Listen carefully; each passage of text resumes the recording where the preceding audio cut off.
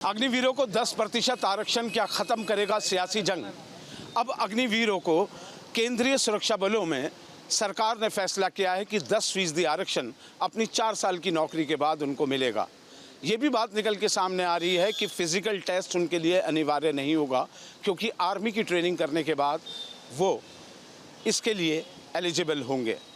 तो क्या सोचते हैं इस पे मेरठ के लोग, क्योंकि मेरठ पश्चिमी उत्तर प्रदेश का वो हब है जहां से युवा फौज में जाने के लिए ललायत रहते हैं और काफ़ी अग्निवीर यहां से भी भर्ती हुए हैं। तो क्या सोचते हैं लोग, ये जान लेते हैं। क्या नाम है साहब आपका? मेरा नाम सुहेब रिजवी है। शोएब, क्या लगता है कि ये 10% जो आरक्षण दे रहे हैं, राजनीति इसमें जो चल रही थी अग्निवीर को लेके, एक सियासी जंग थी, अलायंस जो था समाजवादी पार्टी और कांग्रेस का, उन्होंने चुनाव में बहुत जोर शोर से ये मुद्दा उठाया था।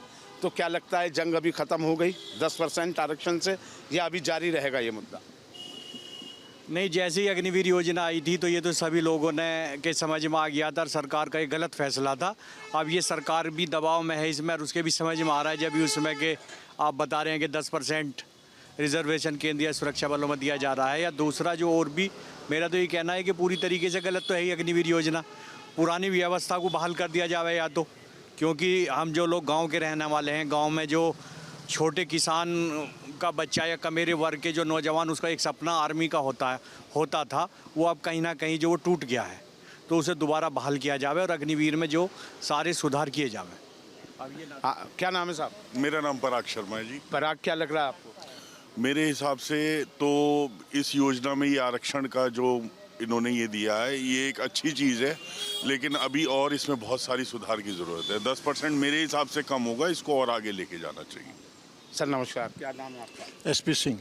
एसपी सिंह साहब, अग्निवीर को लेकर आप तो गांव देहात से ही आते हैं, तो 10% आरक्षण की केंद्रीय सुरक्षा बलों में बात की जा रही है, आप इसे कैसे लेकर रहे हैं? क्या सियासत कम हो जाएगी इसमें? देखिए, मेरे हिसाब से तो सियासत अभी कम नहीं होनी चाहिए, क्योंकि 90% और 10% एक तरफ हो गया और 90% एक तरफ हो गया है।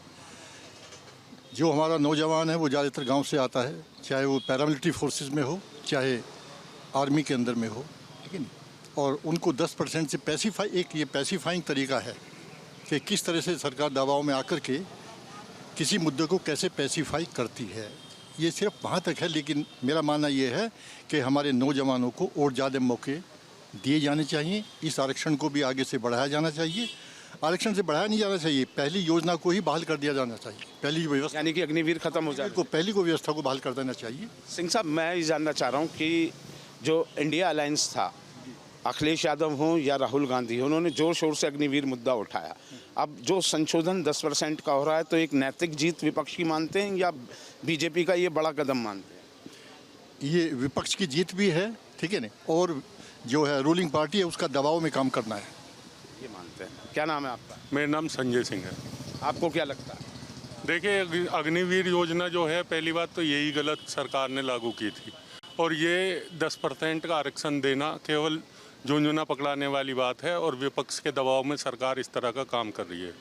मेरे हिसाब से अब भी जो है युवा ठगा सा महसूस कर रहा है। इस आरक्षण को बढ़ाया जाना चाहिए, और राजनीति तो ख़त्म होने का मतलब ही नहीं उठता, क्योंकि आज स्थिति ये है कि युवा बेरोजगार है, और अग्निवीर में केवल 4 साल के लिए वो इतना परिश्रम करके 4 साल की नौकरी प्राप्त करता है, और उसे 10% आरक्षण 90% का क्या होगा? मेहनत तो उन्होंने भी की है। तो सरकार को इसमें और इम्प्लीमेंट करना चाहिए मेरे हिसाब से।